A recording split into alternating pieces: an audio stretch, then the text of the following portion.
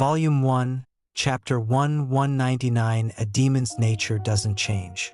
Feng Yuan, the notorious demonic Gu master, stands atop a mountain, surrounded by enemies from the righteous factions.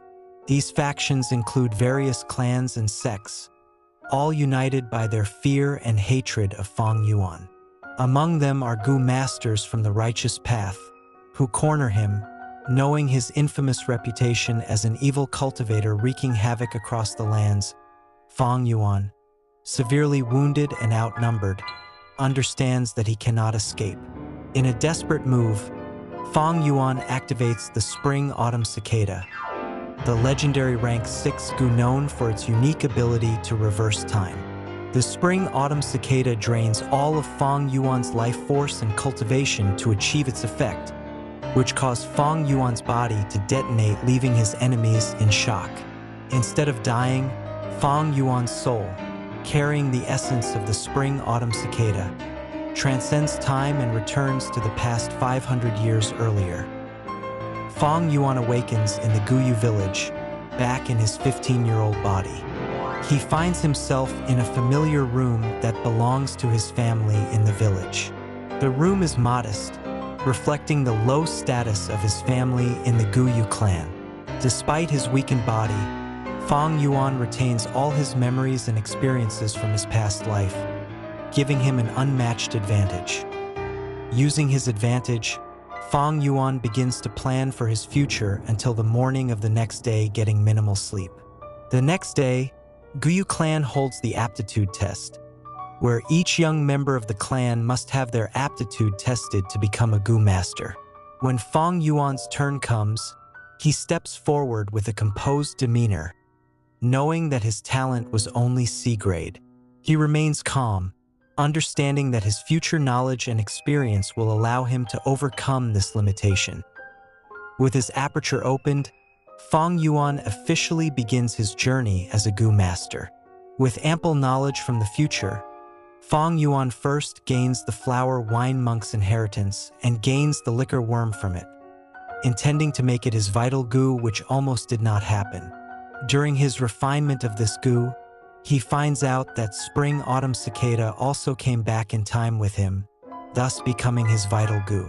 This became a welcome surprise as well as a looming threat for Feng Yuan. On one hand, he could use Spring-Autumn Cicada's aura to subdue Gu worms of lower rank and refine them. On the other hand, Spring-Autumn Cicada could destroy his aperture to supplement his low aptitude. Feng Yuan extorts his classmates in the academy for primeval stones for cultivation and soars through even with his low aptitude. In this process, he has a huge falling out with his brother, Feng Zhang, who feels as if he has always been in his brother's shadow, and essentially gets disowned by his aunt and uncle.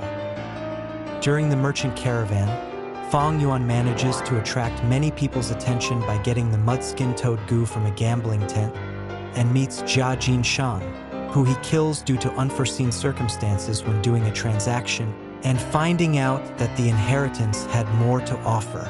This gives a lot of trouble for Feng Yuan, as Jia Fu, Jia Jinshang's brother, not only interrogates him but also sends a letter to divine investigator Tai Zulang to uncover the mystery of his brother's death. After a year in the academy, Feng Yuan beats Feng Zhang and chooses a small group to become a part of, unknowingly choosing his uncle's people who try and stop him from getting his parents' inheritance. But Feng Yuan succeeds and gains large benefits. With the start of a huge wolf tide, Feng Yuan meets with Bai Ningbing, who is also a natural-born demon like Feng Yuan, someone who seeks the thrill of life. The two fights, where Feng Yuan manipulates the situation where he manages to flee, while also weakening Bai Ningbing to plunder many Gu worms from him. Eventually, Feng Yuan managed to become rank 3 Gu master, which also made him eligible to become an elder of Guyu clan. He would develop a benevolent reputation as an elder, blaming his youth for his previous deeds. Eventually, Feng Yuan uncovers more of Flower Wine Monk's inheritance to find Heavenly Essence Treasure Lotus, which he wants to steal, but cannot as it was in a damaged state. Around the same time, Tai Shuelang and his daughter Tai Ruanan arrive at Guyu clan for the investigation of Jia Jinshang's death, almost uncovering the truth during a crucial battle between the Guyu, Bai, and Xiong clan.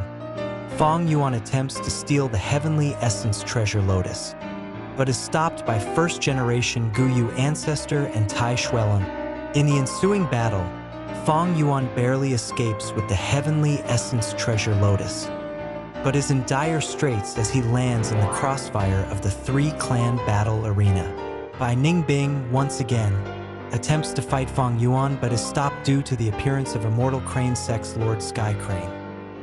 Immortal Crane Sex Lord Sky Crane and first-generation Guyu ancestor, who have some history with each other, battle, during which first-generation Guyu ancestor is in a disadvantageous position as he had just fought against Tai Shuelang.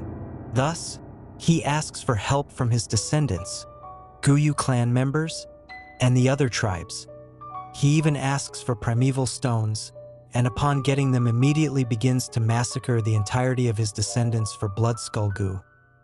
Fong Yuan and Bai Ningbing are cornered. When Bai Ningbing sacrifices himself to save Fong Yuan, it was in vain. Knowing there is no other way, Fong Yuan self-detonates using Spring-Autumn Cicada. This time Fong Yuan waits and offers Heavenly Essence Treasure Lotus to first-generation Guyu ancestor, but instead throws him to Lord Sky Crane and gets the Blood Skull Gu and Yin Yang Rotation Gu.